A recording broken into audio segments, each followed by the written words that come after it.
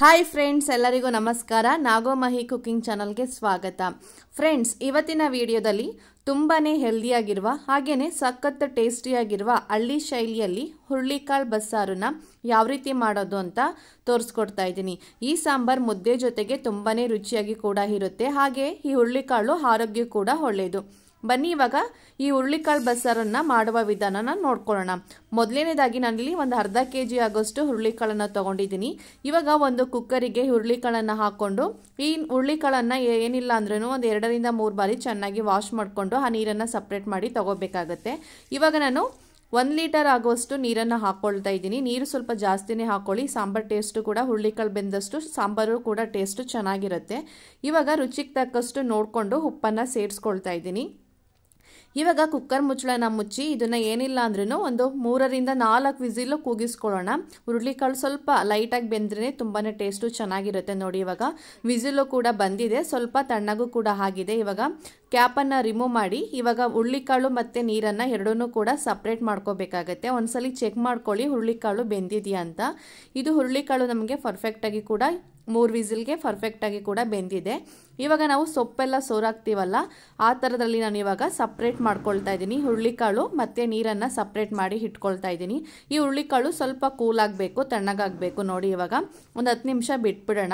ಇವಾಗ ನಾನಿಲ್ಲಿ 1 ಸೌಟ್ ಆಗೋಷ್ಟು ಹುರುಳಿಕಾಳನ್ನು ಸಪ್ರೇಟ್ ಮಾಡಿ ಇಟ್ಕೊಳ್ತಾ ಇದ್ದೀನಿ. ಏನಕ್ಕೆ ಅಂತ ಹೇಳಿದ್ರೆ ಮಸಾಲೆ ರುಬ್ಕೊಳ್ಳೋಕ್ಕೋಸ್ಕರ ಈ ಹುರುಳಿಕಾಳನ್ನು 1.5 ಸೌಟ್ ಆಗೋಷ್ಟು ತಗೊಳ್ತಾ ಇದ್ದೀನಿ. ತುಂಬಾ ಟೇಸ್ಟು ಕೂಡ ಚೆನ್ನಾಗಿರುತ್ತೆ. ನೋಡಿ, ಇವಾಗ ಇಷ್ಟೇನೆ. ಬನ್ನಿ ಇವಾಗ ಮಸಾಲೆನ ಒಂದು ಚಿಕ್ಕದಾಗಿ ರೆಡಿ ಮಾಡ್ಕೊಳ್ಳೋಣ. ನಾನಿಲ್ಲಿ ಒಂದು ಅರ್ಧ ಕಪ್ ಆಗೋಷ್ಟು ತೆಂಗಿನಕಾಯಿ ಪೀಸ್ ತೊಗೊಂಡಿದ್ದೀನಿ. ಹಾಗೆ ಒಂದು 2 ರಿಂದ 3 ಟೊಮೊಟೊ, 1 ಮೀಡಿಯಂ ಸೈಜ್ ಆಗೋಷ್ಟು ಬೆಳ್ಳುಳ್ಳಿ ತೊಗೊಂಡಿದ್ದೀನಿ. ಹಾಗೆ 2 ಈರುಳ್ಳಿನ ಈ ಥರ ಸ್ಲೈಸ್ ಆಗಿ ಕಟ್ ಮಾಡಿ ಇಟ್ಕೊಂಡಿದ್ದೀನಿ. ಇವಾಗ ಒಂದು ಮಿಕ್ಸಿ ಜಾರಿಗೆ ತೆಂಗಿನಕಾಯಿ ಹಾಗೆ ಬೆಳ್ಳುಳ್ಳಿ ಹಾಗೆ ಈರುಳ್ಳಿ ಟೊಮೊಟೊನು ಹಾಕೊಳ್ತಾ ಇದ್ದೀನಿ. ಹಾಗೆ ನಾವು 1.5 ಸೌಟ್ ಆಗುವಷ್ಟು ಹುರುಳಿಕಾಳನ್ನು ಸ್ವಲ್ಪ ಕೂಲಾಗಕ್ಕೆ ತಣ್ಣಗಾಗಕ್ಕೆ ಸಪ್ರೇಟ್ ಮಾಡಿ ಇಟ್ಕೊಂಡಿದ್ವಲ್ಲ, ಆ ಹುರುಳಿಕಾಳನ್ನು ಕೂಡ ಇವಾಗ ಒಂದು ಮಿಕ್ಸಿ ಜಾರಿಗೆ ಸೇರಿಸ್ಕೊಳ್ತಾ ಇದ್ದೀನಿ. ಹಾಗೆಯೇ ಖಾರದ ಪುಡಿನ ಒಂದು 2 ರಿಂದ 3 ಟೇಬಲ್ ಸ್ಪೂನ್ ಆಗೋಷ್ಟು ಹಾಕೊಳ್ತಾ ಇದ್ದೀನಿ. ಈ ಖಾರದ ಪುಡಿ ಇಲ್ಲ ಅಂತ ಹೇಳಿದ್ರೆ ಚಿಲ್ಲಿ ಪೌಡರ್ ಮತ್ತು ಧನಿಯಾ ಪೌಡರ್ ಕೂಡ ಹಾಕೊಂಡು ನೀವು ಮಾಡ್ಕೋಬೋದು. ಇವಾಗ ಸ್ವಲ್ಪ ನೀರನ್ನು ಸೇರಿಸ್ಕೊಂಡು ಇದನ್ನು ಫೈನಿ ಪೇಸ್ಟಾಗಿ ನಾವು ಇವಾಗ ರುಬ್ಕೊಂಡು ಬರೋಣ. ನೋಡಿ, ಈ ಥರ ಫೈನಿ ಪೇಸ್ಟಾಗಿ ನುಣ್ಣಗೆ ರುಬ್ಕೊಂಡ್ರೇ ಸಾಂಬಾರು ಕೂಡ ತುಂಬಾ ಟೇಸ್ಟು ಕೂಡ ಚೆನ್ನಾಗಿರುತ್ತೆ. ಇಷ್ಟೇನೆ. ಇವಾಗ ಯಾವ ರೀತಿ ಮಾಡೋದು ಅಂತ ನೋಡೋಣ ಬನ್ನಿ. ಇವಾಗ ಸ್ಟವ್ ಆನ್ ಮಾಡಿ ಒಂದು ಕುಕ್ಕರ್ನ ಬಿಸಿ ಮಾಡೋಕ್ಕೆ ಇಟ್ಟು, ಬಿಸಿ ಆದಮೇಲೆ ಒಂದು 2 ರಿಂದ 3 ಟೇಬಲ್ ಸ್ಪೂನ್ ಆಗೋಷ್ಟು ಎಣ್ಣೆ ಹಾಕ್ಕೊಂಡಿದ್ದೀನಿ. ಎಣ್ಣೆ ಬಿಸಿ ಆದಮೇಲೆ ಅರ್ಧ ಟೇಬಲ್ ಸ್ಪೂನ್ ಆಗೋಷ್ಟು ಸಾಸಿವೆ ಹಾಕ್ಕೊಂಡು ಈ ಸಾಸಿವೆ ಚಟಪಟ ಅಂತ ಸಿಡಿದ್ಮೇಲೆ 1 ಸ್ಪೂನ್ ಆಗೋಷ್ಟು ಬೆಳ್ಳುಳ್ಳಿನ ಸ್ವಲ್ಪ ಕ್ರಷ್ ಮಾಡಿ ಹಾಕ್ಕೊಳ್ತಾ ಇದ್ದೀನಿ. ಹಾಗೆ ಖಾರಕ್ಕೋಸ್ಕರ ನಾನಿಲ್ಲಿ ಒಣಮೆಣಸಿಕಾಯಿನ ಉಪಯೋಗಿಸ್ಕೊಳ್ತಾ ಇದ್ದೀನಿ. ಏನಿಲ್ಲ ಅಂದ್ರೂ 4 ರಿಂದ 5 ಒಣಮೆಣಸಿಕಾಯಿನ ಹಾಕ್ಕೊಳ್ತಾ ಇದ್ದೀನಿ. ಹಾಗೆ 1 ಕಪ್ ಆಗೋಷ್ಟು ಈರುಳ್ಳಿ ಅಂದರೆ 1 ಮೀಡಿಯಂ ಸೈಜ್ದು ಈರುಳ್ಳಿನ ಈ ಥರ ಚಿಕ್ಕದಾಗಿ ಕಟ್ ಮಾಡಿ ಹಾಕ್ಕೊಳ್ತಾ ಇದ್ದೀನಿ. ಇದನ್ನು ಸ್ವಲ್ಪ ಎಣ್ಣೆಯಲ್ಲಿ ಫ್ರೈ ಮಾಡ್ಕೊಂಡಾದ್ಮೇಲೆ ಸ್ವಲ್ಪ ಹಸಿ ಕರಿಬೇವಿನ ಸೊಪ್ಪನ್ನು ಹಾಕ್ಕೊಂಡು ಎಣ್ಣೆಲಿ ಚೆನ್ನಾಗಿ ಫ್ರೈ ಮಾಡ್ಕೋಬೇಕಾಗತ್ತೆ. ಈರುಳ್ಳಿ ಸ್ವಲ್ಪ ಕಲರ್ ಚೇಂಜ್ ಆಗಬೇಕು, ಅಲ್ಲಿಗಂಟ ಇದನ್ನು ಈ ರೀತಿ ಚೆನ್ನಾಗಿ ಫ್ರೈ ಮಾಡ್ಕೊಳ್ಳೋಣ. ಈ ರೀತಿ ಚೆನ್ನಾಗಿ ಫ್ರೈ ಮಾಡ್ಕೊಂಡಾದ್ಮೇಲೆ ನಾವು ಆವಾಗಲೇ ರುಬ್ಬಿ ಇಟ್ಟಿದಂಥ ಮಸಾಲೆನೂ ಕೂಡ ಹಾಕ್ಕೊಂಡು ಅದೇ ಮಿಕ್ಸಿ ಜಾರಿಗೆ ಇನ್ನೂ ಸ್ವಲ್ಪ ನೀರನ್ನೆಲ್ಲ ಹಾಕ್ಕೊಂಡು ಚೆನ್ನಾಗಿ ತೊಳೆದ್ಬಿಟ್ಟು ಹಾಕ್ಕೊಳ್ತಾ ಇದ್ದೀನಿ. ಮತ್ತು ಇವಾಗ ರುಚಿಗೆ ತಕ್ಕಷ್ಟು ಉಪ್ಪನ್ನು ಸೇರಿಸ್ಕೊಳ್ಳೋಣ. ನಾವು ಆವಾಗಲೇ ಸಪ್ರೇಟ್ ಮಾಡಿದಂತಹ ಹುರುಳಿಕಾಳು ಮತ್ತು ಆ ನೀರನ್ನು ಬಸ್ತಿ ಇಟ್ಕೊಂಡಿದ್ವಲ್ಲ, ಆ ನೀರನ್ನು ಕೂಡ ಇವಾಗ ಸೇರಿಸ್ಕೊಳ್ತಾ ಇದ್ದೀನಿ.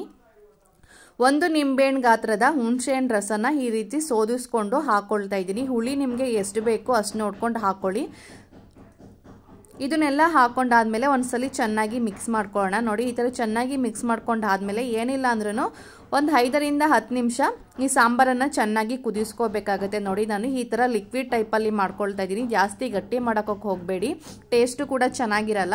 ನೀವು ಆದಷ್ಟು ತೆಳು ಮಾಡಿಕೊಂಡ್ರೆ ಈ ಸಾಂಬಾರು ಆಮೇಲೆ ಹಾರಾದ್ಮೇಲೆ ಸ್ವಲ್ಪ ಗಟ್ಟಿಯಾಗುತ್ತೆ. ಯಾಕಂದರೆ ನಾವು ಹುರುಳಿಕಾಳು ಹಾಕಿರ್ತೀವಲ್ಲ, ಅದಕ್ಕೋಸ್ಕರ ಇದನ್ನು ಲಿಕ್ವಿಡ್ ಟೈಪಲ್ಲೇ ಮಾಡ್ಕೋಬೇಕು.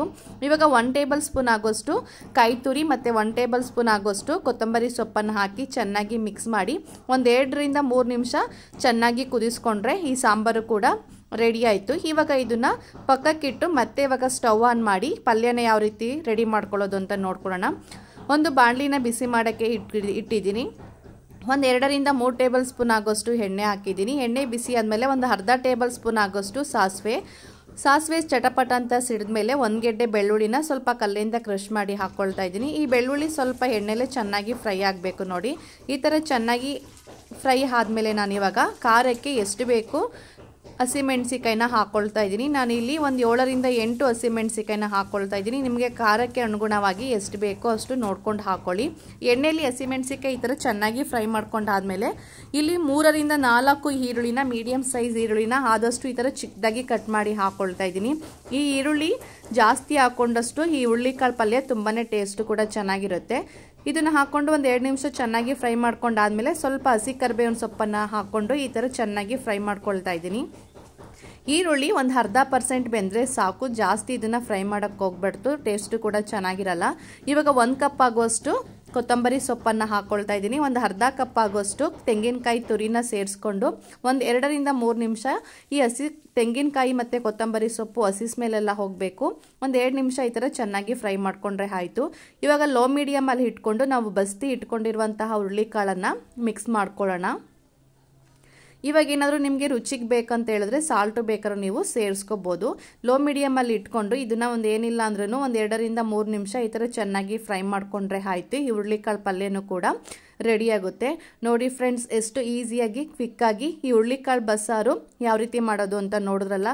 ಈ ಬಿಸಿ ಬಿಸಿ ಮುದ್ದೆಗಂತೂ ಈ ಹುರುಳಿಕಾಳು ಬಸ್ಸಾರು ಹೇಳಿ ಮಾಡಿಸಿದ ಜೋಡಿ ಅಂತಲೇ ಹೇಳ್ಬೋದು. ಕಾಂಬಿನೇಷನ್ ಕೂಡ ತುಂಬಾ ಚೆನ್ನಾಗಿರುತ್ತೆ. ಒಂದ್ಸಲ ಈ ವಿಧಾನದಲ್ಲಿ ಟ್ರೈ ಮಾಡಿ ನೋಡಿ, ಹೇಗೆ ಬಂತು ಅಂತ ಕಮೆಂಟ್ ಮೂಲಕ ತಿಳಿಸಿ.